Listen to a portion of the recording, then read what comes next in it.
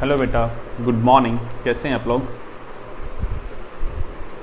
हमने बेटा जब अपना टॉपिक शुरू किया हुआ था, टॉपिक का नाम था बेटा जी यहाँ पे आपका chemical coordination in the animal, और हमने काफ़ी ग्लैंड्स के बारे में बातें कर ली। अब हमारा एक लास्ट ग्लैंड है जिसकी हम बातें करेंगे, और उसका नाम बेटा जी यहाँ पे एड्रीनल ग्लैंड। हमने आपके एनसीईआरटी के यहाँ पे काफ़ी कुछ ग्लैंड पढ़ लिए हैं यहाँ पे, जबकि कुछ तो आपके एनसीईआरटी बुक में है ही नहीं, बट चलो कोई नहीं, ये आपको पेपर सोल्व करने में हेल्प करेंगे बेटा जी। तो हमने क्या क्या ग्लैंड पढ़ लिया, एक बार लिस्ट को बनाते हैं यहाँ पे, हमने क्या क्या पढ़ लिया और अभी हमारा क्या कुछ आना बाकी है। तो एक बार ज़रा लिस्ट सा बनाते हैं, एक रिविजन सा करते हैं कि हाँ भाई हमने क्या पढ़ लिया यहाँ पे। तो देखिएगा, सबसे पहले बेटा जी हमने पढ़ा था सबसे पहला ग्लैंड बेटा जी, उसका नाम था वहाँ पे पिट्यूटरी ग्लैंड। उसके बारे में आपने कहा था कि इससे जो भी हार्मोन निकलते वो स्टिमुलेट करते हैं बाकी डिफरेंट ग्लैंड को। इससे स्टिमुलेटिंग हार्मोन निकलते जो बाकी ग्लैंड को एक्टिवेट करते हैं। साथ में आपने कहा था ऐसे कुछ स्पेसिफिक हार्मोन भी निकलते हैं, लाइक एमएसएच, प्रोलैक्टिन जो मिल्क प्रोडक्शन करवाता है। एमएसएच क्या करता है? मेलानिन पिगमेंट को बनाने का काम करता है। ग्रोथ हार्मोन जो हमारी बॉडी की ग्रोथ को रेगुलेट करता है।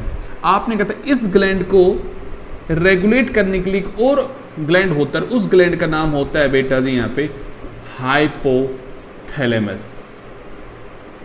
आपने कुछ बातें की थी कि हाइपोथैलेमस में दो प्रकार के कंट्रोल है, या तो निकालेगा बेटा जी यहाँ पे दो तरह के हार्मोन, एक का नाम होगा रिलीजिंग हार्मोन, एक का नाम होगा इनहिबिटरी हार्मोन, और ये दोनों हार्मोन कंट्रोल करेंगे पिट्यूटरी लोब की एंटीरियर लोब को, पिट्यूटरी ग्लैंड की एंटीरियर लोब को, जबकि इसके जो पोस्टीरियर लोब है वो डायरेक्ट न्यूरल कंट्रोल में होगी। मैं आपको बता दूं पोस्टीरियर लोब में कोई भी हार्मोन सिंथेसाइज नहीं होता, वो सिर्फ रिलीज करने का काम करते हैं। वो एक्चुअली हार्मोन बनते कहां पे बेटा? जबकि हाइपोथैलेमस में बनते हैं। चलिएगा, फिर आपने कहा था सर हमने तीसरा ग्लैंड पढ़ा था, उसका नाम था बेटा जी यहाँ पे पाइनियल ग्लैंड। इसके बारे में आपने कुछ बातें की थी कि यहां से एक हार्मोन निकलता है, उसका नाम था मेलेटोनिन, जो कि हमारी बॉडी की बायोलॉजिकल क्लॉक का काम करता है, और हमारी बॉडी का जो डे और नाइट की जो रिदमिक एक्टिविटीज है उनको बेटा जी क्या करता है? यहाँ पे रेगुलेट करता है। ठीक बात है। आपने कहा सर फोर्थ हमने पढ़ा था यहाँ पे आपका ग्लैंड, जिसका नाम था बेटा जी थाइमस ग्लैंड, और इसके बारे में आप लोगों ने कहा था कि सर यहाँ पे एक हार्मोन बनता है, उसका नाम था थाइमोसिन, जो कि एक्चुअली हमारी T cells of the WBC को प्रोलिफरेट करने में हेल्प करवाता है, तो हमारे इम्यून सिस्टम को मेंटेन करने में हेल्प करता है थाइमस ग्लैंड। फिर आपने पढ़ा बेटा जी पांचवा ग्लैंड यहाँ पे पेंक्रियाज। आपने कहा था पेंक्रियाज जो है बेटा जी ये एक हेट्रोक्राइन ग्लैंड है, बट हम तो यहाँ पे एंडोक्राइन पार्ट की बात करेंगे। वहां पे आपने कहा था अल्फा, बीटा, डेल्टा और पीपी सेल है या एफ सेल है, वहां से इंसुलिन, ग्लूकागन या आप कहते हो वहां पे सोमेटोस्टेटिन हार्मोन रिलीज होते, जो कि आपकी ग्लूकोज के लेवल को मेंटेन करता है विद इन द ब्लड। जहां पे एक बीमारी आपने पढ़ी थी डायबिटीज मेलाइटस, अगर यहाँ पे हाइपोसिक्रेशन ऑफ द इंसुलिन हो जाए तो। ठीक है बेटा जी। फिर आपने पढ़ा था बेटा जी यहाँ पे थायराइड ग्लैंड, जहां से आपने कहा था T3 और T4, जिसमें T4 का नाम होता है थायरोक्सिन हार्मोन, जो हमारी बॉडी का बीएमआर और मेटाबॉलिज्म को रेगुलेट करेगा, बॉडी की ग्रोथ में हेल्प करेगा, इवन हमारे मेंटल एंड सेक्सुअली डेवलपमेंट में भी हमारी हेल्प करेगा। और आपने कहा था यहां से एक और हार्मोन निकलता है, उसका नाम था यहाँ पे कैल्सिटोनिन, जो कि कैल्शियम के लेवल को मेंटेन करेगा विद इन द ब्लड। फिर आपने पढ़ा था बेटा जी हार्मोन का नाम, ग्लैंड का नाम यहाँ पे पैराथायरॉयड ग्लैंड, और यहां से आपने कहा था कि ये 1 पेयर इन द नंबर होते थायराइड ग्लैंड के ऊपर होते, और यहां पे आपने कहा था कि यहां से एक हार्मोन निकलता, उसका नाम था बेटा जी यहाँ पे पैराथ्रो हार्मोन, जो एक्चुअली बेटा जी पे कैल्शियम के रेगुलेशन में हेल्प करवाता है, और कैल्शियम की होम्योस्टेटिस को मेंटेन करने में हेल्प करता है। आपने बातें की थी इसके बारे में। फिर आपने कहा था बेटा जी हमने पढ़े थे अपने गोनाड्स में, सबसे पहले हमने पढ़ा बेटा जी टेस्टिस, और आपने कहा था यहां से हमारा हार्मोन आता है, उसका नाम था बेटा जी एंड्रोजन, जो मेल में सेकेंडरी सेक्सुअल कैरेक्टर लेके आता है ड्यूरिंग द प्यूबर्टी चेंजेस। हो गया था बातें बेटा जी। फिर आपने 9 नंबर पे पढ़ा था बेटा जी यहाँ पे ओवरी, जो कि फीमेल का गोनाड है, जहां पे फीमेल का गैमीट बनता है, दैट इज ओवम बनता है। साथ में कहा था यहाँ पे 3 हार्मोन बनते हैं, नाम रखा था बेटा जी आप लोगों ने यहाँ पे estrogen, progesterone and relaxin hormone. Relaxin के बारे में मैंने साफ तौर पे कहा था ये नॉर्मल कंडीशन में रिलीज नहीं होते, it release only during the baby birth, यानी कि जब पास्चराइजेशन होगा, बेबी की बर्थ होगा, उस टाइम पे पेल्विक गिडल को रिलैक्स करने के लिए बेबी बर्थ में हेल्प करते हैं रिलैक्सिन, और वो रिलैक्सिन एक आपका बेटा जी यहाँ पे स्टीरॉयड हार्मोन नहीं है, जबकि इन दोनों से जो भी हार्मोन आते हैं वो कैसे हैं बेटा जी लिपिड सोलुबल, और वो आपके स्टीरॉयड हार्मोन की कैटेगरी में आते हैं। याद होंगी आपकी बातें हैं। तो स्टीरॉयड आपने हार्मोन यहां पढ़े हैं, बात एकदम ठीक, लॉजिक सेट हो रहा है। इस तरह से आपने 9 ग्लैंड खत्म कर दिए बेटा जी। अब हम यहां पे लास्ट ग्लैंड की बात करेंगे। लास्ट ग्लैंड का नाम क्या होगा बेटा जी? यहां पे आपका एड्रीनल ग्लैंड, जो कि हमारे one of the important gland है, जो आपके एनटीएससी के एग्जाम के लिए कि यहां से क्वेश्चन ये आपका कवर करेगा, तो आप इसकी बातें करें। इस तरह से हमारा पूरा केमिकल कंट्रोल एंड कोऑर्डिनेशन खत्म हो जाएगा विद इन द ह्यूमन और द एनिमल। ये प्रोसेस की हम बातें यहाँ पे खत्म करेंगे। तो शुरू करें बेटा जी आज का अपना टॉपिक। चलिएगा, आज का अपना टॉपिक क्या है बेटा जी? यहाँ पे एड्रीनल ग्लैंड, उसके साथ ही हमारा यहाँ पे ये पार्ट भी खत्म हो जाएगा कंट्रोल एंड कोऑर्डिनेशन का बेटा जी।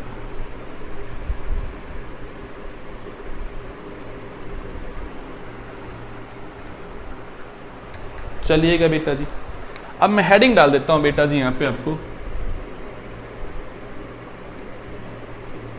Adrenal gland.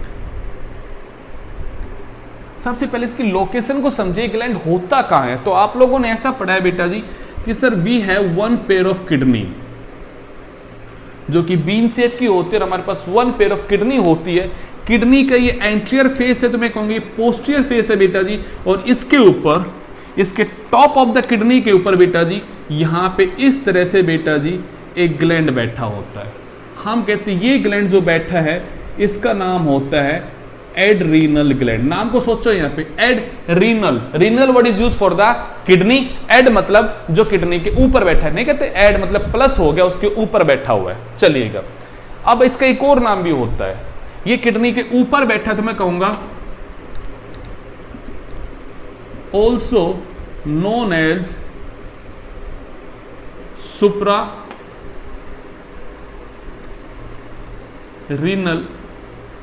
gland।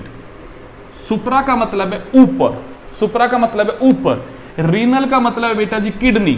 एक ऐसा gland that is present upon the kidney और the anterior face of the kidney, जो किडनी के टॉप पे बैठा हुआ है उसके एंटीरियर फेस पे बैठा, मैं कहूंगा ऐसे ग्लैंड का नाम है या तो एड्रीनल ग्लैंड या फिर नाम क्या, सुप्रारीनल।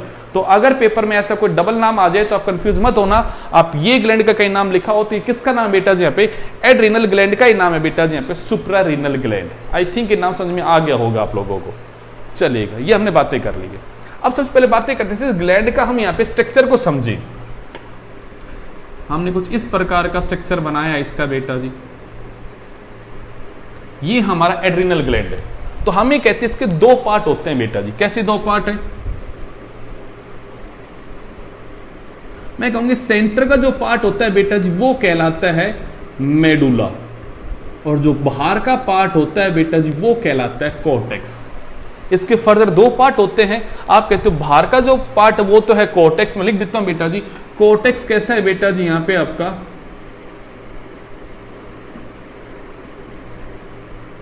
आउटर पार्ट, और मेडुला जो है बेटा जी वो कैसा है? यहां पे इनर सेंट्रल रीजन। जो बीच का सेंट्रल रीजन है उसका नाम होता है बेटा मेडुला, और जो बाहर का पेरिफेरल पार्ट उसका नाम होता है कॉर्टेक्स। ठीक बात है। यहां पे एक अच्छी सी बात बेटा जी, इस ग्लैंड का अगर ओरिजिन देखोगे तो वो 2 जर्म लेयर से होता है। It is the gland that originate from the 2 different germ layer. बातें कर लेते हैं आपके साथ में। यहां पे medulla is germinate from the ectoderm and cortex get derived from the mesoderm। तो हम एक बात बोलते हैं, एड्रिनल ग्लैंड का ओरिजिन होता है एक्टो मीजोडर्मल।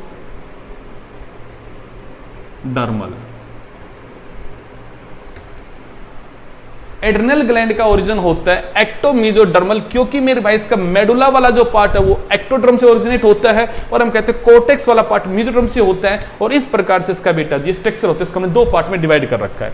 अब एक और बात को समझते हैं, इस बात को मैं यहां से हटा के एक और बात बोलता हूं बेटा जी। कोर्टेक्स जो होता है इसको फर्दर हम 3 हिस्सों में डिवाइड करते हैं। इस कोर्टेक्स के फर्दर 3 पार्ट है बेटा जी। कॉर्टेक्स मैं आपसे कह दूं बेटा जी यहां पे अप्रोक्स 75 से 80% पार्ट, 75 से 80% पार्ट कॉर्टेक्स है, और बीच का 15 से 20% जो पार्ट है बेटा वो मेडुला है। मतलब मेडुला बहुत ही छोटा पार्ट है, सिर्फ सेंट्रल रीजन है। बाहर का मेजर जो पार्ट है बेटा जी वो क्या है? यहां पे कॉर्टेक्स। ठीक, तो हमने कहा कोर्टेक्स की फर्दर यहाँ पे 3 लेयर्स होती हैं, अलग अलग टाइप की सेल्स होती हैं, उनका स्ट्रक्चर भी अलग अलग सेल्स का यहाँ पे और उनके फंक्शन भी यहाँ पे अलग अलग। तो मैं कहूंगा इसके 3 डिफरेंट क्या है बेटा कोर्टेक्स के यहाँ पे रीजन है। तो आपने कहा सर क्या है वो रीजन, तो मैंने कहा बेटा सुनिएगा उनका नाम। सबसे पहला नाम आता है बेटा जी जोना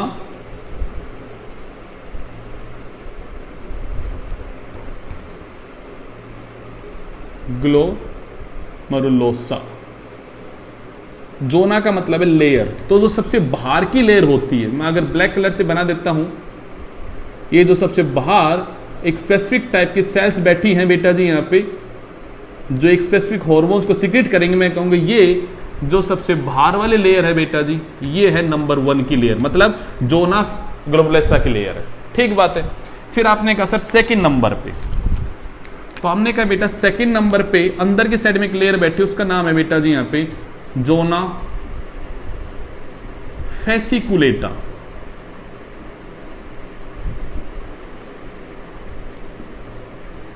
क्या नाम बच्चा है यहाँ पे, जोना फेसिकुलेटा। तो ये इसके अंदर बैठी हुई है। आपने कहते सर बीच में अब ये जो लेयर है वो है जोना फेसिकुलेटा। ठीक है, अब आता है थर्ड नाम बेटा जी यहाँ पे, नाम बेटा जी जोना रेटिकुलेरेसी।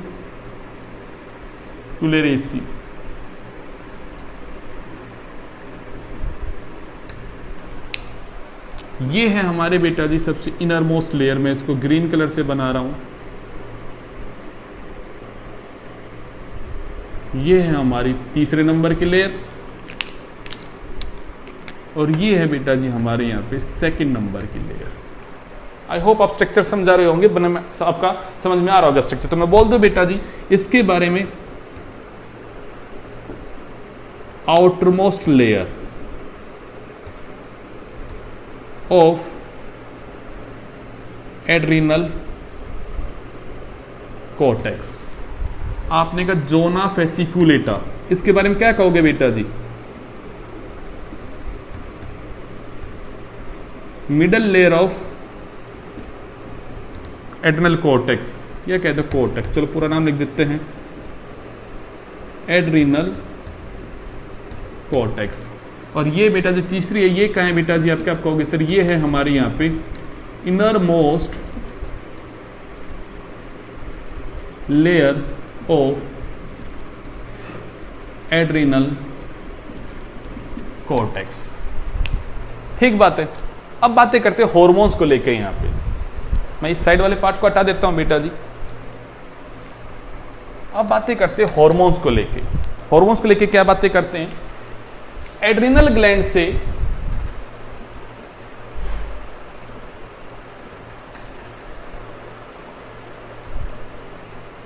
ग्लैंड रिलीज अप्रॉक्स 20 हार्मोन, या मैं कहूंगा 20 से भी ज्यादा है, मोर than 20 types of the hormone release from the adrenal gland. But ऐसे घबराने की बात नहीं, आपको 20 के नाम याद नहीं करने, हम उनकी क्या बातें करनी उनको समझना आपके। मैं कहूंगा बेटा जी adrenal gland release approx more than 20 hormone. Okay, but हम इन 20 हार्मोन्स को कैटेगराइज करते हैं 3 डिफरेंट कैटेगरीज में। These hormone belong to the 3 different categories। ये हार्मोन 3 कैटेगरी से बिलोंग करते हैं। जो पहली कैटेगरी होती है उसका नाम होता है बेटा जी यहां पे मिर्नेलो कॉर्टिकॉइड्स। दूसरी जो कैटेगरी होती है उसका नाम होता है बेटा जी ग्लूको कॉर्टिकॉइड्स। और बेटा जो थर्ड कैटेगरी होती है उसका नाम होता है यहां पे सेक्स कॉर्टिकॉइड्स, या उसे हम बोल देते हैं गोनाडो कॉर्टिकॉइड्स। समझो जरा वर्ड को, मैं क्या समझा रहा हूं, कुछ भी कंफ्यूजन वाली बातें नहीं, सिंप्लीफाई करते चीजों को। हमने कहा एड्रिनल ग्लैंड से मोर than 20 type of hormones release होते हैं, बट वो हार्मोन क्या करते हैं, उनके फंक्शन के बिहाफ पे हमने उनको 3 कैटेगरी में डिवाइड किया उनको। उनके फंक्शन के व्यापक एक्चुअली वो क्या करते हैं बॉडी में, उसके व्यापक उनको 3 कैटेगरी में डिवाइड कर दिया। एक का नाम रखा बेटा हमने यहाँ पे मिनरलोकॉर्टिकॉइड्स, वो कहीं ना कहीं मिनरल्स के रेगुलेशन में काम करेगा। एक का नाम है बेटा ग्लूकोकॉर्टिकॉइड्स, वो कहीं ग्लूकोज के मेटाबॉलिज्म में काम करेगा। एंड आपने कहा सर सेक्स कॉर्टिकॉइड, ये हमारे सेक्स हार्मोन होंगे। क्या क्या होंगे, बातें होंगी यहाँ पे। तो हमने कहा 3 कैटेगरी में हमने इनको डिवाइड कर रखा है और यहां से उनका निकलना भी स्पेसिफिक है। ऐसा नहीं कि पूरे एडनल कॉर्टेक्स में कोई भी हार्मोन कहीं से भी आ जाएगा, कौन सा हार्मोन कहां से निकलता है वो स्पेसिफिक है। तो मैं वो बातें भी यहां पे आपके लिए ऐड कर रहा हूं। तो मैं फिलहाल इस टेबल को पूरा करता हूं ताकि आपको समझ में आ जाए। मैंने 3 नाम बताए इनके लेयर के, उनका ये बताया कौन कौन सी कहां कहां प्रेजेंट होती है। अब अगले वर्ड में आते हैं बेटा जी। मैं कहूंगा सबसे पहला पार्ट बेटा जी, जोना ग्लैंडुलोसा रिलीज मिनरलोकॉर्टिकॉइड्स हार्मोन, ये निकालते हैं मिनरलोकॉर्टिकॉइड्स हार्मोन। ठीक बात है। आपने कहा सर ये वाले भाई साहब जो है वो क्या करते हैं, मैंने कहा बेटा ये भाई साहब रिलीज करते हैं यहां पे ग्लूकोकॉर्टिकॉइड्स हार्मोन को। क्या क्या होंगी बातें अभी स्टेप बाय स्टेप चलेंगे, फिलहाल हम अपनी सिर्फ इस टेबल को समझते हैं। कंफ्यूजन कहीं नहीं है, स्टेप बाय स्टेप आगे बढ़ो, स्टेप बाय स्टेप चलेगी चीज, समझ में आएंगी सब बातें। ये जो जनाब है ये निकालता है यहां पे सेक्स कॉर्टिकॉइड, या उसे आप कहते हैं गोनाडोकॉर्टिकॉइड्स। तो मैं पहले लेयर के लिए स्पेसिफिक बातें कर लेता हूं। मैं कहूंगा जो आउटरमोस्ट लेयर है it release the hormone mineralocorticoids and the middle layer release the glucocorticoids and the sex corticoids are released from the zona reticularis। और एक और लाइन बोलूंगा बेटा जी, the some amount of the sex corticoid also released from the zona fasciculata। तो मैं लिख देता हूं या लिखूंगा नहीं, आप इसको मार्क करके कहीं लिख लेना। मेजर ये कहां से निकलते हैं, इससे निकलते हैं, बट फ्यू अमाउंट इससे भी निकलता है। बट आप मेजोरिटी बातें किसके करें, जोना रेटिकुलरिस की बात करोगे यहां पे। आई होप ये जो चीजें मैं समझा रहा हूं आपको समझ में आगे होंगी। 3 तरह के हार्मोन से क्या क्या हार्मोन है आपको समझ में आगे हो गया। अब उनके फंक्शंस को जानेंगे, सब बातें होंगे यहाँ पे, बट पॉइंट को समझिएगा एड्रिनल ग्लैंड। और मैं एक अच्छी लाइन बोलूं बेटा जी यहाँ पे थोड़ा सा नाम चेंज कर लो क्योंकि हम यहाँ पे पहले कॉर्टेक्स की बात करते हैं, हम बोलेंगे एड्रिनल कॉर्टेक्स। एड्रिनल कॉर्टेक्स से निकलते हैं अप्रोक्स 20 हार्मोन्स और उनको मैं डिवाइड कर रहा हूं क्योंकि हम यहाँ पे अलग अलग बातें करेंगे, मेडुला की अलग बातें करेंगे और हम यहाँ पे कोर्टेक्स की अलग बात करेंगे। मैंने आपको बता दो दोबारा से, कोर्टेक्स रीजन को डिवाइड किया है बेटा जी, यहां लिख रखा है मैंने कोर्टेक्स रीजन के 3 हिस्से किए। तो मैं सब बातें बेटा जी कोर्टेक्स पार्ट की बात करूं कि कोर्टेक्स से 3 डिफरेंट कैटेगरी के हार्मोन्स आते हैं। कौन कौन सी कैटेगरी बेटा जी, मैंने उसकी बातें आपसे कर ली। कनेक्ट कर पा रहे हो, कुछ बोरिंग नहीं हो रहा है, बातें समझ में आ रही है, चलिएगा। अब मैं इनकी एक एक की बात शुरू करता हूं, क्या क्या होता है। इन सब चीजों को हटा दो बेटा यहां से, चलिएगा।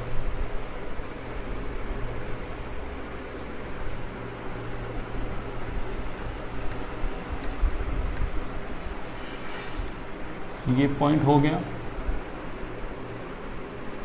अच्छा, आप लोगों के दिमाग में हो सकता है कंफ्यूजन हो, अगर हम फिलहाल क्लास में होते तो शायद आप क्लास में क्वेश्चन पूछते मुझसे, क्योंकि लास्ट टाइम मैंने आप लोगों के पेपर में क्वेश्चन दिया था कि नर्वस सिस्टम का ओरिजिन कैसा है। तो वहां पे कुछ बच्चों ने कहा कि सर उसका एक्टोमीजोडर्मल ओरिजिन होना चाहिए बिकॉज वहां पे माइक्रोगिलियल सेल का मीजोडर्मल ओरिजिन है। तो बेटा देखो बात को, हम जब नर्वस टिश्यू की बात करते हैं तो हम वहां पे बात करते हैं उसका स्ट्रक्चरल जो कंपोनेंट है मेन वो है न्यूरॉन, और उसके बाद जो मोस्ट अबंडेंट सेल है वो न्यूरोगिलियल सेल है, और उनके भी अलग अलग टाइप है। Microglial is the only cell जिसका ओरिजिन आपका मीजो है, पर हम जब स्पेसिफिक बातें करते हैं नर्वस की तो हम उसका एक ही ओरिजिन कंसीडर करते हैं, वो कैसा है बेटा जी यहाँ पे एक्टोडर्मल। और हम ये भी मान के चलते हैं microglial cell are actually the monocyte और the macrophage of the blood. ये ब्लड की मैक्रोफाज हैं और ब्लड का जो ओरिजिन है वो मीजोडर्मल है बेटा जी। जो ब्लड टिश्यू का जो ओरिजिन है वो कैसा मीजो है, तो मैं मानते हो तो ब्लड की कोई सेल है वहां पे आपकी, तो हम उसे स्पेसिफिक नर्वस टिश्यू का ओरिजिन में कंसीडर ना करके हम उसको कैसा बोलते हैं बेटा जी, it is ectodermal in the origin. आप समझिएगा बात को, मसल्स में बातें करते हैं, मसल्स का ओरिजिन कैसा है बेटा, मस्कुलर टिश्यू का ओरिजिन कैसा है, मीजोडर्मल है। बट वहां पे आप बातें करते हो हमारी आइरिस में मसल आती है जो कि मीजोडर्मल ओरिजिन की नहीं है, पर हम एक चीज के बिहाफ पे उनके लिए दूसरा वर्ड यूज नहीं करेंगे। तो हम यहाँ ये बोलते हैं nervous tissue is ectodermal in the origin. Exception case की बात कर लेते हैं, वो है एक्सेप्ट माइक्रोगिलियल सेल। हम ऐसा बोलते हैं, बट हम उसका कभी दो रीजन नहीं बोलते हैं। बट इसके केस में हम दो रीजन बोलते हैं, बिकॉज यहाँ पे मीजोडर्मल का जो पार्ट है, सॉरी एक्टोडर्मल का जो पार्ट है मेडुला, उसकी अच्छी खासी अहमियत है और वो बहुत अच्छे वाले हार्मोन निकालेगा जो कि बॉडी के लिए बहुत ही एसेंशियल है। तो स्पेसिफिक पार्ट है, उसका एक अच्छा सा स्ट्रक्चर बनेगा, एक लार्ज पार्ट है यहाँ पे, तो हमें उसके ओरिजिन की बात करनी पड़ी यहाँ पे। तो ये it is the only gland in the body that have the dual origin, जिसके डुअल ओरिजिन है, एक ही ग्लैंड के, एक्टो भी और कैसा मीजो भी, तो सिर्फ इसी ग्लैंड के लिए वर्ड यूज होता है। बाकी हम किसी बॉडी पार्ट के टिश्यू वगैरह के लिए ऐसा वर्ड यूज नहीं करते, हम एक स्पेसिफिक बातें करते हैं यहाँ पे। चलिए बातें, आई होप आपको बात क्लियर हो रही होगी मैं क्या बोल रहा हूँ। चलेगा, हम इनके कैटेगरीज की बातें करेंगे यहाँ पे, एक एक की इनकी बातों को समझेंगे, कौन क्या क्या करता है। सबसे पहला बेटा जी,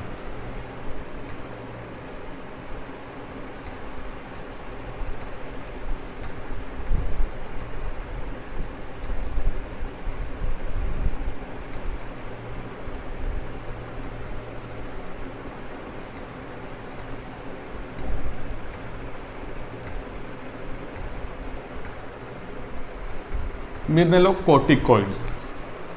जैसा कि नाम से इंडिकेट होता है, it regulate the electrolytes and water balance within the body. मैं लिख देता हूं बेटा जी, इट रेगुलेट इलेक्ट्रोलाइट, और आप कह सकते हो बेटा जी ions and water balance within body. मतलब भाई जो डिफरेंट टाइप की आयंस है, सोडियम है, पोटेशियम है, डिफरेंट टाइप की आयंस है हमारे ब्लड के अंदर, और वाटर भी है, तो उसके लेवल को रेगुलेट करना या मेंटेन करने में हेल्प कौन करते हैं बेटा जी? मिनरलोकॉर्टिकॉइड्स करते हैं। इनका काम है मिनरल्स का, या मैं कहूंगा इलेक्ट्रोलाइट्स का, आयंस के लेवल को मेंटेन रखना, सो दैट कि वहां पे हमारा वाटर के लेवल भी क्या रहे, मेंटेन रहे। अब कहोगे सर मिनरल्स का वाटर्स क्या लेन देना? अरे मेरे भाई अगर सोचिएगा ब्लड में मिनरल्स बैठे हैं तो डेफिनेटली ब्लड कैसा हो जाएगा, हाइपरटोनिक हो जाएगा, बिकॉज अगर वहां पे उसका प्रॉपर लेवल मेंटेन रहेगा, किसका बेटा जी? यहाँ पे मिनरल्स का। और अब अगर आयंस ज्यादा है तो आयंस वाटर में तो सोल्यूबल है बेटा जी, तो आप ही कहोगे तो ऑटोमेटिक ऑस्मोसिस से पानी वहां पे क्या रहेगा आपका, मेंटेन रहेगा। तो एक ब्लड की वॉल्यूम को मेंटेन रखने में, उसमें वाटर को, इलेक्ट्रोलाइट्स को मेंटेन करने में अगर कोई हेल्प कर रहा है तो कौन कर रहा है बेटा जी? यहाँ पे मिनरलोकॉर्टिकॉइड्स कर रहे हैं। ठीक बात है, ओके। अगले वर्ड को बोलते हैं, सर इसमें हमें कोई हार्मोन का नाम बताओ जो कि स्पेसिफिक हमने सुना हो या हम उसकी बातें कर सके। तो मैं उस हार्मोन की बात बोलता हूं बेटा जी यहाँ पे, एल्डोस्टेरोन। अभी नाम जब मैंने लिया तो कुछ बच्चों के दिमाग में आ गया होगा नाम बेटा जी, एल्डोस्टेरोन इज ए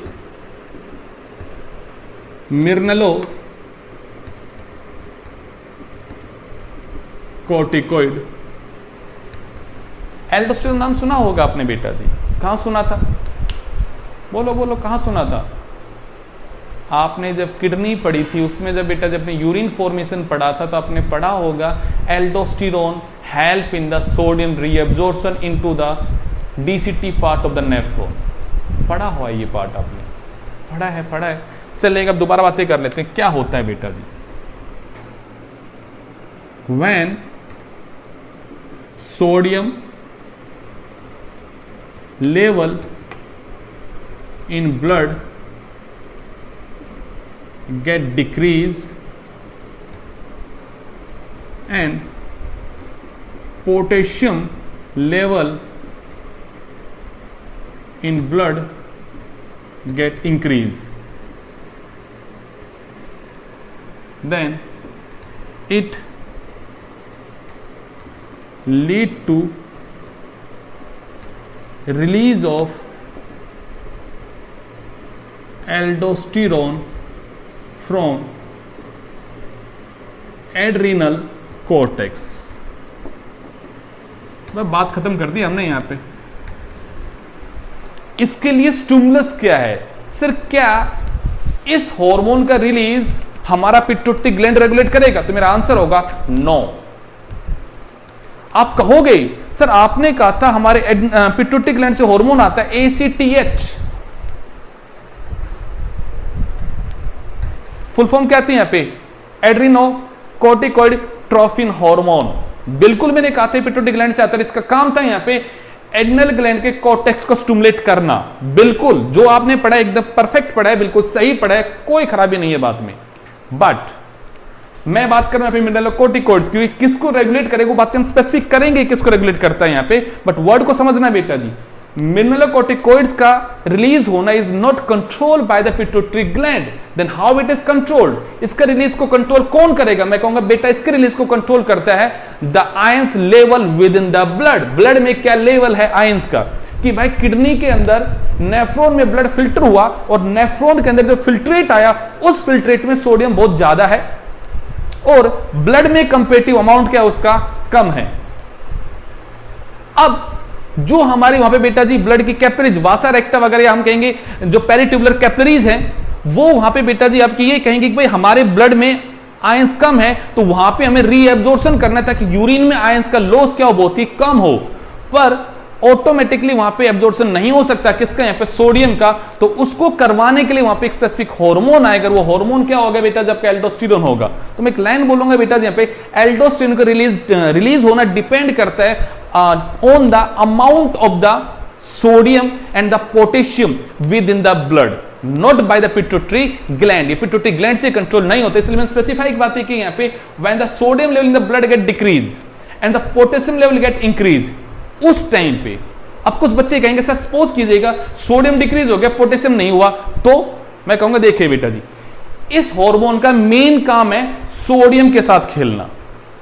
इस हार्मोन का जो मेन सिग्नल है वो है sodium concentration with in the blood क्या है, तो ये उसके ऊपर काम करता है। तो मेन स्टिमुलस कौन है यहाँ पे सोडियम, बट ऑटोमेटिक सी बात होती है जब सोडियम डिक्रीज होता है तो पोटेशियम क्या वहां पे आपका इंक्रीज होता है, तो हम कहते हैं इन दैट कंडीशन यहाँ पे हमारे एड्रिनल के कोर्टेक्स ग्लैंड से हार्मोन निकलता है, उसका नाम क्या है बच्चा यहाँ पे एल्डोस्टेरोन। तो उसका रिलीज कौन कंट्रोल कर रहा है, समझ में आ रहा है हाँ कि ना? मतलब फीडबैक रेगुलेशन है यहाँ पे, ऑटो रेगुलेशन है, ये इंक्रीज होगा ये रिलीज होगा, ये जैसे नॉर्मल हो जाएगा इसका रिलीज वापस से बंद हो जाएगा। ऑटो फीडबैक है, never control by the pituitary gland. इस पॉइंट को मेंशन कर लेना अच्छे से दिमाग में सॉलिडली बैठा लो बेटा जी यहाँ पे, इसका secretion never control by the pituitary gland. याद रहेगी ये बात, कैसे होता है मैंने लिखा है बेटा जी, प्रॉपरली बात समझ में आ रही है? चलिएगा अब पॉइंट आता है सर अब ये हो गया तब क्या होगा अगर ऐसा हो जाएगा, तो ये निकल गया तो क्या करेगा? मैं कहूंगा देखिए बेटा ये क्या करता है, क्या करता है ये, it cause active absorption of sodium within DCT part of nephron. DCT and collecting भी कह सकते हो, डीसीटी कलेक्टिंग दोनों में होता है, DCT part, DCT and collecting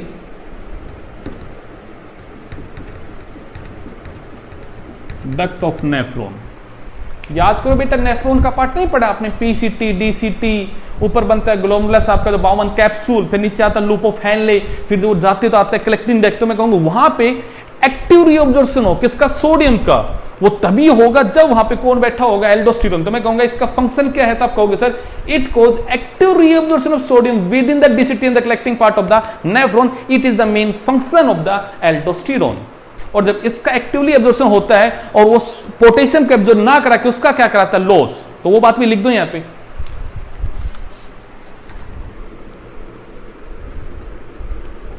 and loss of potassium and phosphate ion, आप इसकी बात भी कर सकते हो यहां पे, एंड फोस्फेट आयन।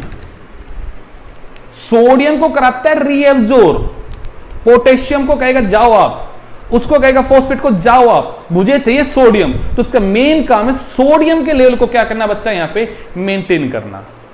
किसका लेवल, सोडियम का लेवल मेंटेन करना है, किसमें बेटा जी, ब्लड में। ये है भाई यहां पे काम किसका, मिनरलोकोर्टिकॉइड्स का। आई होप आपको बात समझ में आनी चाहिए। जैसे ही लेवल मेंटेन हो जाएगा खेल खत्म हो जाएगा।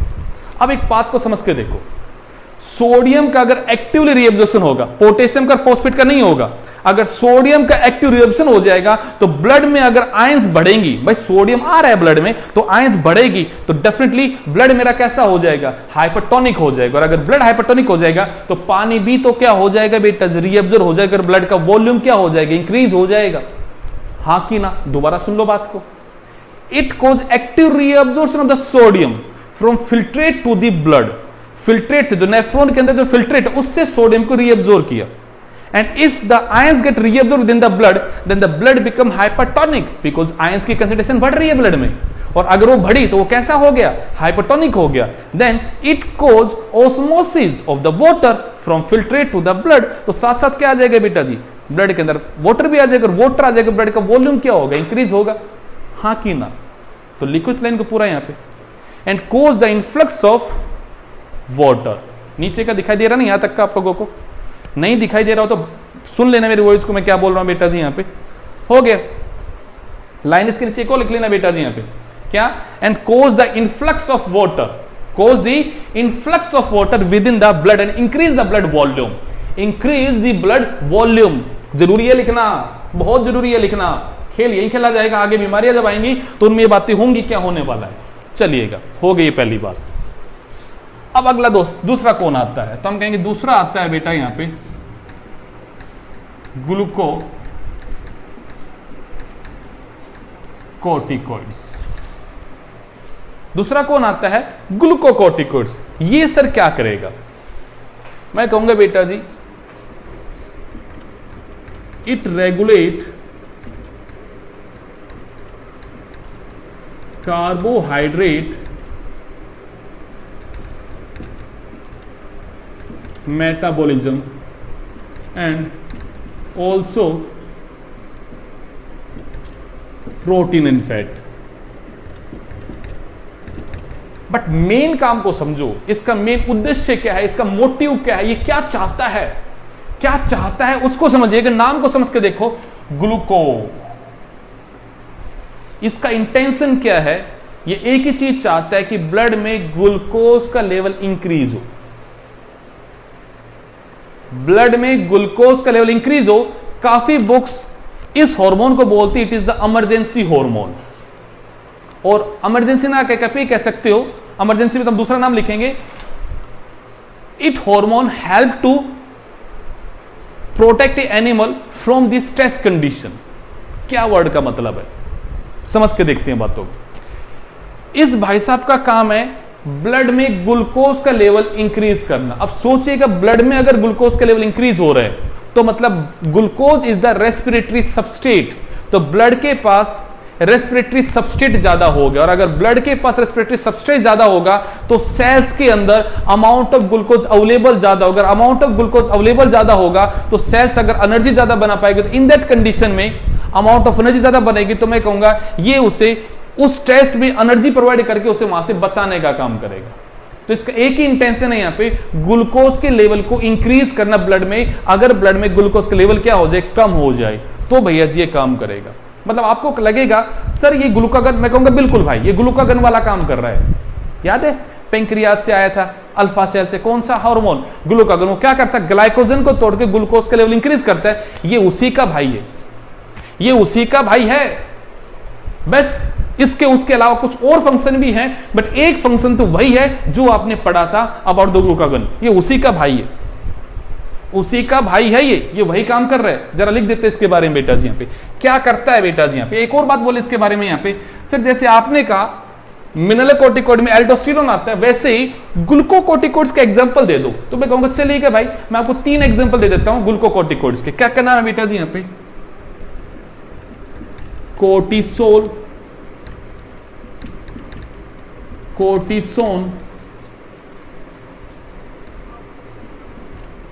और corticosteroid, कोर्टिकॉइड्स।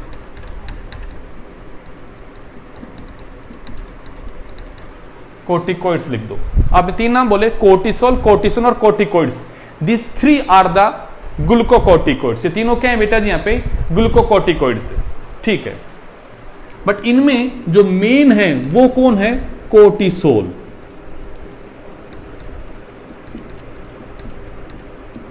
Is the main glucocorticoids. Main ये है, बाकी और भी है, सबका फंक्शन एक जैसा, अलग अलग फंक्शन नहीं है यहाँ पे। अब पॉइंट आता है सर ग्लूकोकोर्टिकोइड करता क्या, मैं कहूंगा चलेगा बेटा जिसके फंक्शन की बात करते हैं। पहला फंक्शन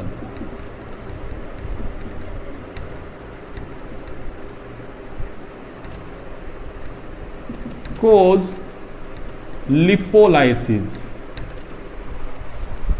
लिपो बोले तो लिपिड, लाइसिस बोले तो ब्रेक डाउन, कोज लिपोलाइसिस। ब्रैकेट में लिख देता हूं बेटा जी यहां पे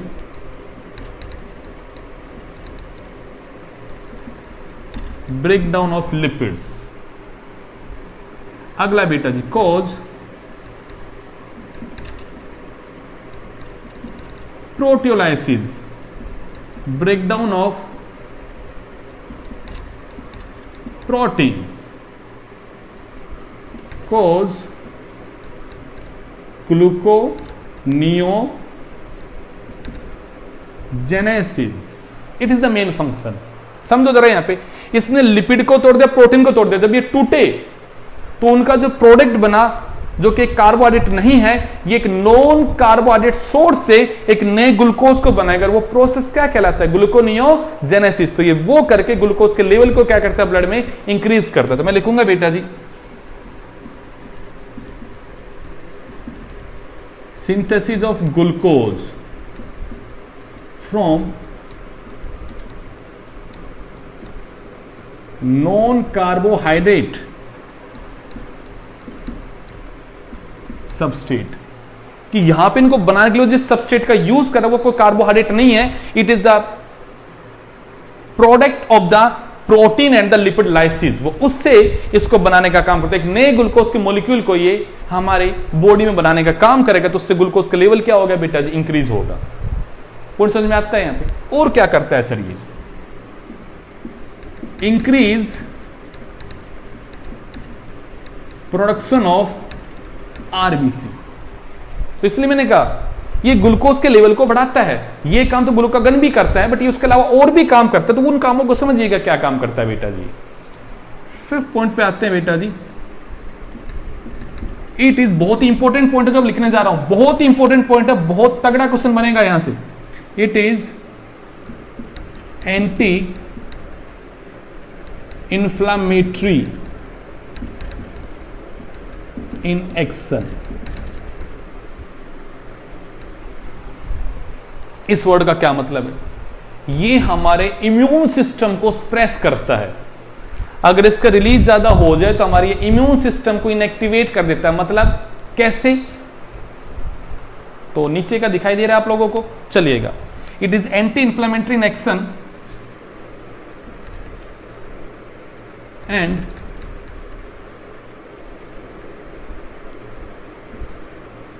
क्या लिखे यहां पे, and inhibit WBC phagocytic activity and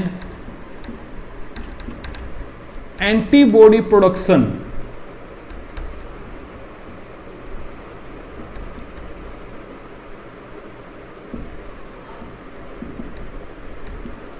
in the body। ये इम्यून सिस्टम को सप्रेस करता है। कैसे, ये WBC की जो फैगोसाइटिक एक्टिविटी है उसको क्या करता है बेटा जी, यहां पे ये इनहिबिट कर देता है और एंटीबॉडी के प्रोडक्शन को रोकता है। जैसे कि मैं आपको कुछ एग्जांपल देता हूं, यही लिख देता हूं इसके बारे में बेटा जी यहां पे। It act as immuno suppressor. आप लोगों ने सुना होगा कई बार एलर्जिक रेस्पॉन्स होता है और सर ब्रोंकाई एकदम से ब्लॉक हो जाती है और सांस नहीं लिया जाता। तो कई लोग लेते हैं, वो एक आता है इनहेलर आता है, उसको लेते हैं, तो उसको लेने के बाद उन्हें रिलीफ मिल जाता है। अब नेक्स्ट टाइम क्या करना, उस इनहेलर को चेक करना। उस इनहेलर के अंदर ये नाम लिखा होगा ग्लूकोकोर्टिकोइड्स, ये नाम लिखा होगा कोर्टिसोल। जैसे बेटा जब उस इनहेलर को लेते हैं, इनहेलर के पास एक्चुअली यही हार्मोन होता है। या जब भी हमारी बॉडी में एलर्जिक रेस्पॉन्स होती है, मैंने कहा ना स्ट्रेस पड़ता है बॉडी पर, एलर्जिक रेस्पॉन्स होती है, तो बॉडी इसी हार्मोन का प्रोडक्शन ज्यादा करती है, जिससे कि हमारा इम्यून सिस्टम कुछ टाइम के लिए क्या हो जाता है, स्प्रेस हो जाता है। उसके स्प्रेस होने की वजह से वो वहां पे जो हाइपर सेंसिटिव रिएक्शन हुआ था, जो एलर्जी है ना बेटा जी, ये इम्यून सिस्टम का एक्सेस में एक्टिवेट होने की वजह से होती है। हम एलर्जी के लिए एक वर्ड यूज करते हैं, it is a hyper sensitive reaction. Allergy क्या है बच्चा? It is a hyper sensitive reaction. तो हम उस हाइपर सेंसिटिव रिएक्शन को ब्लॉक करने के लिए हमें इम्यून सिस्टम को सप्रेस करना पड़ेगा। तो उसके लिए हम एक इम्यून का सप्रेसर यूज करते हैं। वो कौन है बेटा जी? यहाँ पे कोर्टिसोल है। तो कोई पूछे आपसे यहाँ पे during the allergy which hormone level gate increase with in the body, तो बोल देना ग्लूकोकॉर्टिकॉइड्स का लेवल बढ़ जाएगा। इवन जब हम ऑर्गन ट्रांसप्लांटेशन करते हैं, किसी के अंदर किडनी को ट्रांसप्लांट कर रहे हैं, तो हम चाहेंगे उस टाइम पे वो बॉडी उस किडनी को रिजेक्ट ना करे, तो हम एक इम्यूनो सप्रेसर का लेवल बढ़ाते हैं बॉडी में। हम ये कहते हैं इस हार्मोन का लेवल बॉडी में इंक्रीज किया जाता है सो दैट कि हमारा इम्यून सिस्टम क्या हो जाए, कुछ टाइम के लिए स्प्रेस हो जाए, ताकि बॉडी उसे इजीली क्या कर ले, यहाँ पे वो अपनी जगह बना सके, वहां पे उसे एक्सेप्ट कर ले। तो ये एक यूज होता है इम्यूनो सप्रेसर, ये इसका एक रोल है बेटा। तो इसका सबसे इंपॉर्टेंट क्वेश्चन यही बनता है इसके ऊपर, which of the following hormone is use or have the perform the function of anti inflammatory. तो ये है, या इसके एप्लीकेशन पे आएगा कि मेनली जो इनहेलर होते हैं ड्यूरिंग द एलर्जी यूज होते हैं, उनमें कौन सा हार्मोन होता है, तो आप बोलोगे ये होता है। या कहा जाए आपसे यहाँ पे ड्यूरिंग द एलर्जिक रिस्पॉन्स किस हार्मोन का लेवल बढ़ जाता है, तो याद रखना नाम रखो कोर्टिसोल। अब आप कहोगे सर कोर्टिसोल क्यों कर रहे हो? मैं कहूंगा भाई किसी को भी कह लो, बट मेन तो ये है, उनमें से सबका फंक्शन एक जैसा है, बट मेन बॉडी कोर्टिसोल को प्रोड्यूस करती है। ये तीनों ग्लूकोकॉर्टिकॉइड्स है। बात समझ में आ रही है कि नहीं आ रही? सही है, खत्म होता है ग्लूकोकॉर्टिकॉइड्स भी हमारा। अगले काम पे आते हैं।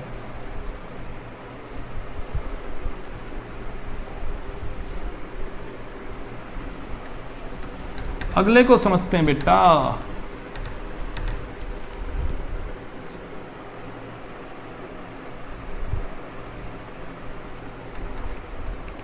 ओके, एक बड़ा इंपॉर्टेंट पॉइंट मिस हो गया, चलो उसको समझ लेते हैं पहले। अब ये लिख देते हैं बेटा जी आप लोगों के लिए।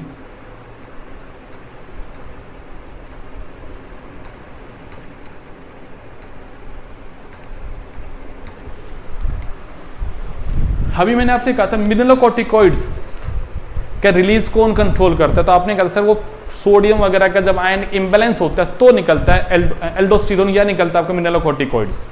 बिल्कुल सही बात है। The glucocorticoid release is control by ACTH hormone. ये पिट्यूटरी ग्लैंड के द्वारा कंट्रोल होता है, कंट्रोल बाय ACTH। ये इंपॉर्टेंट पॉइंट है, आपसे कह दिया जाए पिट्यूटरी ग्लैंड के अंदर से ACTH control which hormone secretion in the adrenal cortex और द एड्रिनल ग्लैंड। तो याद रखना glucocorticoids are the hormone whose secretion is controlled by the ACTH। Mineralocorticoid का कंट्रोल वो कभी नहीं करता, ना सेक्स कॉर्टिकॉइड का करता, only and only of the glucocorticoid का कंट्रोल है किसके अंदर बेटा जी? By the ACTH। बड़ा इंपॉर्टेंट पॉइंट है, याद रखना आप लोगों को। चलेगा, कहानी खत्म। अब कहानी खत्म हो ही गई हमारी। तीसरा जो आता है वो क्या है, तो हमने कहा भाई उसका नाम है सेक्स कॉर्टिकॉइड्स, या हम उसे कहते हैं गोनेडल कॉर्टिकॉइड्स। मेनली ये वही हार्मोन प्रोड्यूस करता है जो हमारे गोनाड्स में प्रोड्यूस होते हैं। मतलब यहां पे मेन जो हार्मोन प्रोड्यूस होते हैं वो दो टाइप के हार्मोन है बेटा जी। It produce androgen and estrogen कह दे, उसे आप ऐसे लिख सकते हो, एस्ट्रोजन हार्मोन। एंड्रोजन और एस्ट्रोजन हार्मोन हमारे प्रोड्यूस होता है एड्रिनल ग्लैंड से। इसका मतलब कभी कोई ऐसे पूछ ले क्या फीमेल के अंदर एंड्रोजन हार्मोन नहीं है, तो मैं कहूंगा है, एट ए स्मॉल लेवल पे है। एस्ट्रोजन ये भी है मेल के अंदर, but at A small level पे, तो मैं कहूंगा ये हार्मोन रिलीज करता है एंड्रोजन और estrogen, but an a limited amount. उसका रिलीज करने का मेन पॉइंट क्या है बेटा जी यहाँ पे, कि जब एक बच्चा ग्रो हो रहा है तो उसका सेक्स के अकॉर्डिंग उसकी बॉडी के अंदर वैसे ही सेक्सुअल कैरेक्टर आए।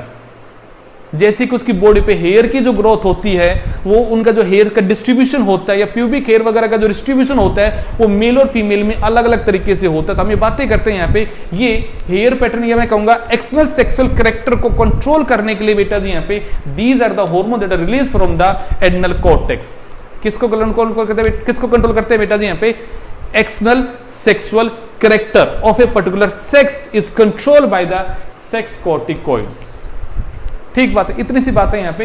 ये वही हार्मोन है जो कि हमारे कहां से निकलते हैं बेटा जी? गोनाड से निकलते हैं, और वही सेम काम है, कोई अलग से काम नहीं है इनके बारे में। अब एक बात तो आपने समझ ली होगी, या मैं नहीं समझे तो बता दूं आपको यहां पे, जैसे आपने कहा था गोनाड से सर जो हार्मोन निकलते वो स्टीरॉयड हार्मोन थे, वैसे ही the hormone that is release from the adrenal cortex are steroid hormone.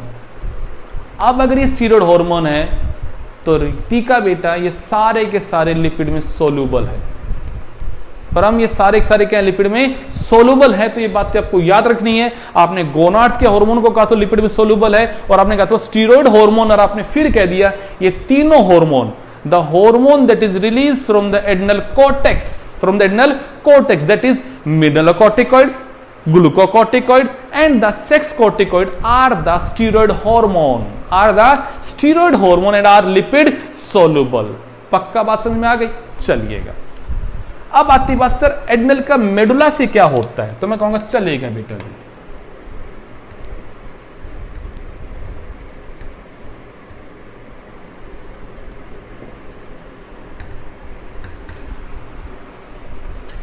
मैं ओरिजिन आपको बता चुका हूं बेटा, जिसका ओरिजिन जो है वो कैसा है यहां पे एक्टोडर्मल है। इसका ओरिजिन कैसा है बच्चा, यहां पे इसका एक्टोडर्मल है यहां पे। अब यहां से हार्मोन जो निकलते हैं उनको कलेक्टिवली क्या बोलते हैं?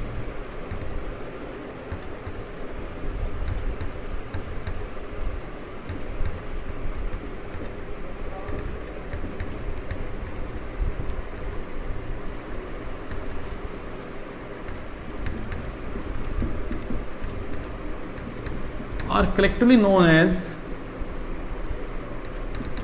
कैटकोलअमाइन, बिकॉज उनका स्ट्रक्चर होता है कैटकोल बेटा जी एक कंपाउंड है। आप अपने मिश्रा सर से पूछोगे कैटकोल एक कंपाउंड है बेटा जी यहाँ पे ऑर्गेनिक केमिस्ट्री में, तो इनका उसी कंपाउंड से ड्राइव होते हैं, तो हम इनका नाम रखते हैं कैटकोलअमाइन। ये एक कंपाउंड के व्यापन का नाम रखा, उनके स्ट्रक्चर के व्यापन का नाम रखा है यहाँ पे। First point. सेकंड पॉइंट बेटा जी यहाँ पे ये आपके क्वेश्चन के लिए बड़ा इंपॉर्टेंट है कि कैटकोलअमाइन कौन से हार्मोन है। तो एड्रिनल मेडुला से जो हार्मोन निकलते हैं वो कैसे बेटा कैटकोलअमाइन है, उनके स्ट्रक्चर की वजह से नाम रखा गया है। और यहां से दो हार्मोन निकलते हैं, बट दोनों का फंक्शन एक ही है, कुछ अलग नहीं है, फंक्शन में दोनों सिमिलर हैं, बट हम उनके दो अलग अलग नाम रखते हैं। क्या नाम बेटा जी यहाँ पे? एपिनेफ्रिन, या उसे बोलते हैं बेटा जी एड्रीनलिन। दूसरा जो निकलता है उसका नाम होता है बेटा जी नोर एपिनेफ्रिन, या उसे हम बोलते हैं बेटा जी नोर एड्रीनलिन। मैंने आपको बताया बेटा जी हार्मोन अलग अलग हैं, बट फंक्शन में कैसे यहाँ पे सिमिलर हैं बेटा जी। नाम क्या है बेटा जी यहाँ पे एपिनेफ्रिन, या इसे हम बोलते हैं बेटा जी नोर एपिनेफ्रिन। ठीक है, मैं कहूंगा बेटा जी यहाँ पे adrenal medulla hormone are known as emergency hormone और स्ट्रेस हार्मोन। इनको भी हम स्ट्रेस हार्मोन कहते हैं, या मैं कहूंगा ये इमरजेंसी हार्मोन में काम करते हैं, इमरजेंसी के हार्मोन है ये। मतलब मैं कहूंगा बेटा जी इनका जो फंक्शन है, दीज हार्मोन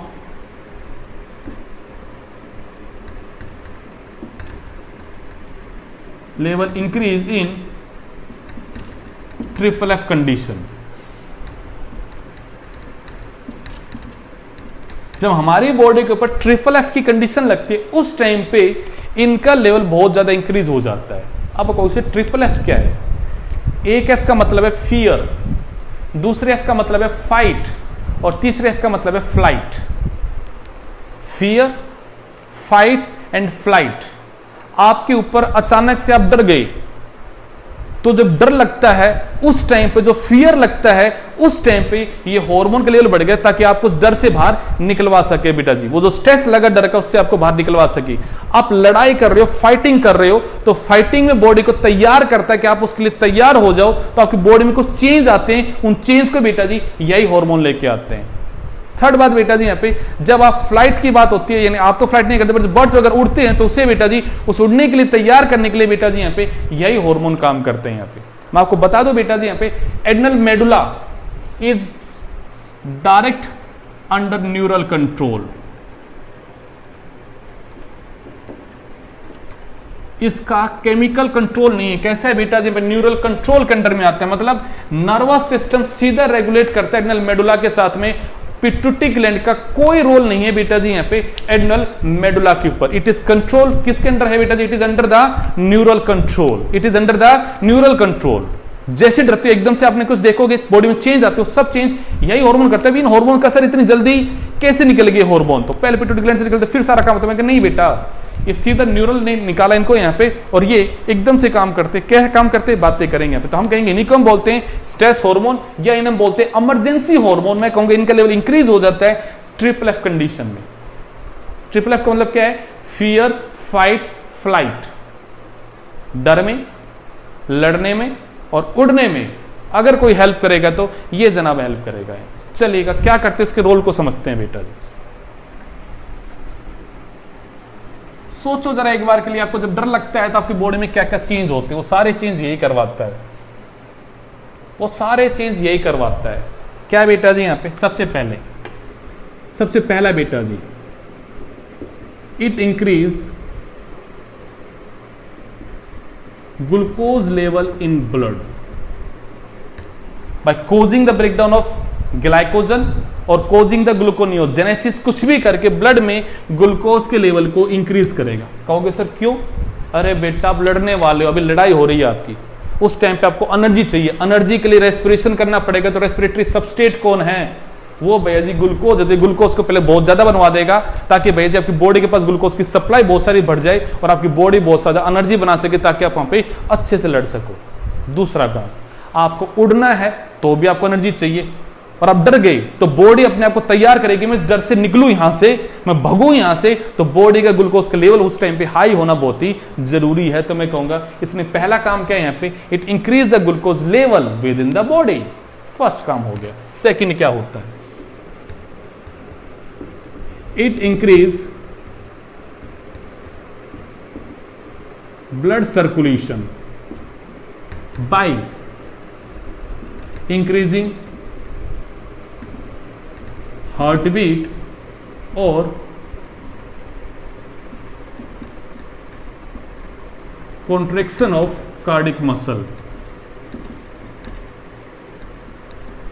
पॉइंट को समझो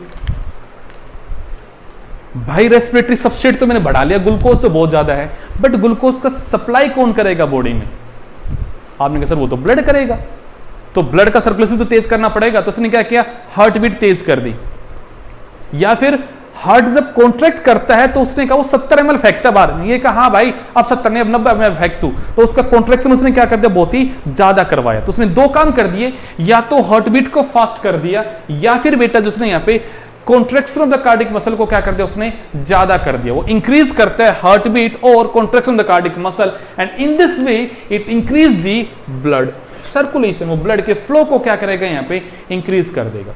ठीक बात है, चलिएगा। अब भाई ब्लड का फ्लो तेज हो गया, फिर क्या करेगा, तो मैं कहूंगा it increase rate of respiration, आप कह दो रेस्पिरेशन रेट को भी इसने इंक्रीज कर दिया। आपकी सांस लेने एकदम से हो जाएगा। आपने देखा होगा, आप जैसे ही डरते हो तो आपको ऐसा होता है मैं डर गया, आप ऐसे सांस ले रहे हो तो एकदम से ब्रीदिंग रेट इंक्रीज हो गया आपका, एकदम सडनली। क्यों हो गया, होता है ऐसा फील किया आप लोगों ने, डरते हाँ मैं तो डर गया, एकदम से ऐसा फील होता है। वो देखो इमरजेंसी में एकदम से फील करवाने वाला कौन है भाई, ब्रीदिंग रेट को तेज कर रहा है कौन, यहाँ पे बेटा जी आपका यहाँ पे ये जनाब ब्रीदिंग रेट को इंक्रीज कर देता है। और क्या करता है ये, यहाँ पे आपके एकदम से पसीने आ जाते, मैं कहूंगा बेटा जी यहाँ पे इट इंक्रीज स्वेटिंग। ठीक है, और क्या करता है, हमारी जो हेयर की मसल्स है उनको क्या करता है, इरेक्ट करता है। और क्या करता है, अगर हम और अच्छी बातें करें यहां पे, इट डायलेट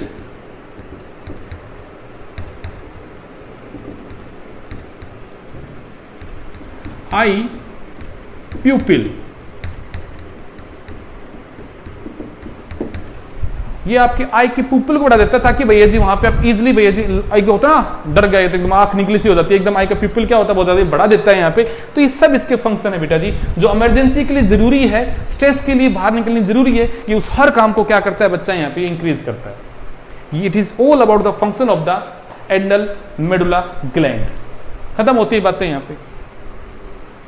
एक्चुअली आपका एड्रिनल ग्लैंड ही खत्म हो गया, बट उसमें कुछ बातें आपको समझा देते हैं, बाई चांस क्वेश्चन आ जाए, बिकॉज कई बार आपके लास्ट ईयर भी हुआ था कि बाहर से क्वेश्चन आए थे आपके एनटीएससी के अंदर इस टेस्ट में, तो बाई चांस ऐसा हो जाए कि क्वेश्चन आ जाए फिर आप कर नहीं पाएंगे, तो चलो उनकी बातें कर लेते हैं, कवर कर लेते हैं। मैं यहाँ पे कुछ आपको डिजीज के नाम बताऊंगा जो आपके लिए जरूरी है। सबसे पहले बेटा जी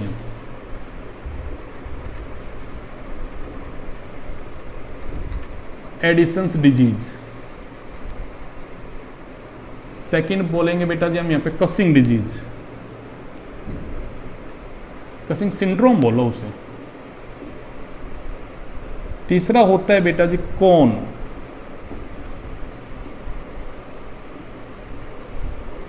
या इसको हम बोलते हैं एल्डोस्टेरोनिज्म। एंड चौथा क्या पढ़े हम यहाँ पे,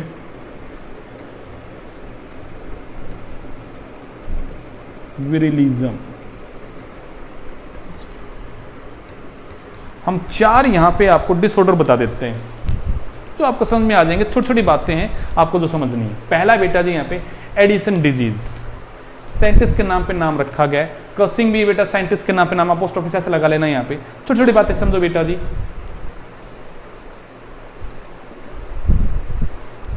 deficiency of mineralo and glucocorticoids. कहोगे सर कैसे? जैसे किसी इंसान को अगर ट्यूबरक्लोसिस हो जाए, टीबी हो जाए, तो उस कंडीशन में हमारे एड्रिनल ग्लैंड भी अफेक्टेड हो जाता है, और वहां पे बेटा जब हमारे बॉडी में कोई इन्फेक्शन होता है तो उस टाइम पे बेटा जी अगर एड्रिनल ग्लैंड का मेनली वो पार्ट डैमेज हो जाए जो कि बेटा जी मिनरलोकोर्टिकोइड और ग्लूकोकोर्टिकोइड को निकालता है, तो वहां पे जो कंडीशन होती है उस कंडीशन को बोलते हैं एडिसन्स डिजीज। अब सोचो यहाँ पे अगर सर मिनरलोकोर्टिकोइड की डेफिशिएंसी होगी तो क्या होगा?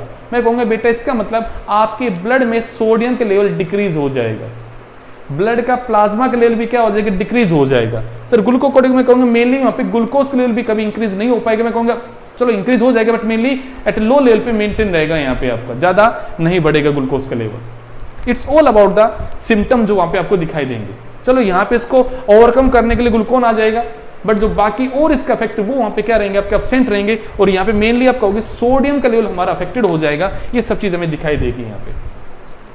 अब बात आती है सर कसिंग डिजीज में, कसिंग सिंड्रोम में क्या होता है? तो मैं कहूंगा बेटा कसिंग सिंड्रोम में जस्ट उससे अपोजिट होता है। क्या मतलब बेटा जी, यहाँ पे मेनली हमारे एड्रिनल ग्लैंड में ट्यूमर हो जाए, हमारे एड्रिनल ग्लैंड में ट्यूमर हो जाए और हाइपर सिक्रीशन हो जाए,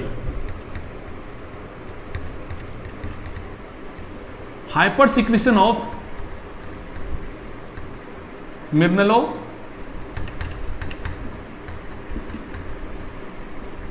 एंड ग्लूकोकोर्टिकोइड्स। उनका हाइपर सिक्रेशन हो गया तो जस्ट कहानी उल्टा ले लो बेटा जी। यहाँ पे जैसे वहां पे था उससे उल्टा क्या हो जाएगा, ग्लूकोज का लेवल ज्यादा रहेगा, लिपिड का ब्रेकडाउन ज्यादा होगा, फैट का ब्रेकडाउन ज्यादा होगा, एंड मिनरलोकोर्टिकोइड होगा तो सोडियम का लेवल कैसा रहेगा, बॉडी में ज्यादा रहेगा, जबकि पोटेशियम का और फॉस्फेट का लेवल क्या हो जाएगा, बॉडी में डिक्रीज हो जाएगा। तो ऐसे कुछ सिम्टम्स यहाँ पे आ जाएंगे। इसको हम क्या बोलते हैं यहाँ पे, कसिंग सिंड्रोम। अगला वर्ड आता है बेटा जी यहाँ पे कौन सिंड्रोम, ये साइंटिस्ट के नाम पे नाम है या फिर उसका नाम है बेटा जी यहाँ पे एल्डोस्टेरोनिज्म। नाम से समझ में आ रहा है बेटा जी यहाँ पे इंक्रीज इन, या मैं कहूंगा हाइपर सिक्रीशन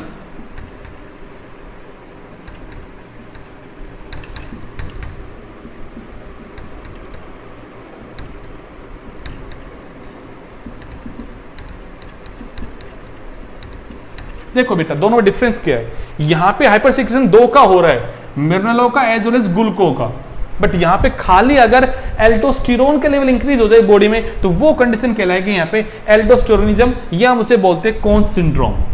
ठीक है, अगला बेटा यहां पे एड्रिनल विरिलिज्म। यहां क्या होता है, hyper secretion of androgen in female. ये स्पेसिफिक बात को समझना बेटा जी। कि सिर्फ फीमेल है और उसमें एंड्रोजन का हाइपर सिक्रेशन हो गया, मतलब सेक्स कोर्टिकोइड में एंड्रोजन का हाइपर, मैंने सिर्फ एंड्रोजन की बात की है, एस्ट्रोजन का नहीं, एंड्रोजन का सिक्रेशन ज्यादा हो जाए एक फीमेल में तो क्या होगा? आप एक असर, एंड्रोजन वो हार्मोन है जो मेल की बॉडी को मस्कुलर करता है, मेल में सेकेंडरी सेक्सुअल कैरेक्टर लेके आता है, उसकी आवाज को लो पिच करता है और मोटी करता है, उसके दाढ़ी मूछ लेके आता है। तो वैसी कुछ बातें हो गई यहाँ पे। अगर फीमेल में हाइपर सिक्रेशन हो जाए एंड्रोजन का तो मैं कहूंगा उसकी बॉडी पे हेयर की जो ग्रोथ होगी वो ज्यादा हो जाएगी, आपको दिखाई देगा उसकी आवाज कैसी मोटी हो जाएगी, लो पिच की हो जाएगी, इवन उसकी फेशियल ग्रोथ हो जाएगी, हेयर्स की यहाँ पे फेसिस पे उसके हेयर की ग्रोथ हो जाएगी। ये सब सिम्टम्स आपको दिखाई देंगे। मैं कहूंगा वो कंडीशन क्या कहलाएगी यहाँ पे? एड्रेनल विरिलिज्म, जहां पे हाइपर सिक्रेशन हो गया एंड्रोजन हार्मोन का फीमेल में। यहां बेटा जी हाइपर सिक्रेशन हो रहा है ओनली अबाउट द एल्डोस्टेरोन। यहां पे बेटा जी हाइपर सिक्रेशन हो रहा है बेटा जी आपका दोनों का, मिनरलोकर एज वेल एज ग्लूकोकॉर्टिकॉइड्स का। और एडिशन के केस में बेटा जी यहाँ पे डेफिशिएंसी हो रही है और आप कहोगे हाइपो सिक्रेशन हो रहा है मिनरलोकर ग्लूकोकॉर्टिकॉइड्स। तो these are the few condition जो आपको यहां समझनी है। It's all about adrenal gland, जिसके साथ ही आपका ये अध्याय खत्म होता है। नेक्स्ट टॉपिक हम शुरू करेंगे बेटा जी आपका यहाँ पे control and coordination in the plant, और वहां पे खाली केमिकल कंट्रोलर, खाली वहां पे कुछ मोमेंट पढ़ने में यहाँ पे, तो वो भी आपका आप शुरू कर देंगे बेटा जी। तो अभी मॉर्निंग में तो ये लेक्चर आपको मिलेगा, ये अपलोड कर रहा हूं मैं अभी आपके लिए वीडियो, एंड जो इवनिंग में जो वीडियो अपलोड होगा उसमें बेटा जी आपका शुरू हो जाएगा प्लांट। देखो बेटा जी स्पीड तेज है, पर आप समझ पा रहे होंगे ये सिलेबस कितना ज्यादा हमने पढ़ा है, तभी जाकर हम इसको इतने लिमिटेड टाइम में कवर कर पाए। एंड ये ऑल क्रेडिट अगर मैं दूंगा तो मैं आप लोगों को दूंगा, क्योंकि आप लोगों ने मेरे साथ पूरा कोऑपरेट किया। Thank you thank you thank you बेटा, बिकॉज आप अगर कोऑपरेट नहीं कर पाते तो हम इतना अच्छा काम नहीं कर पाते।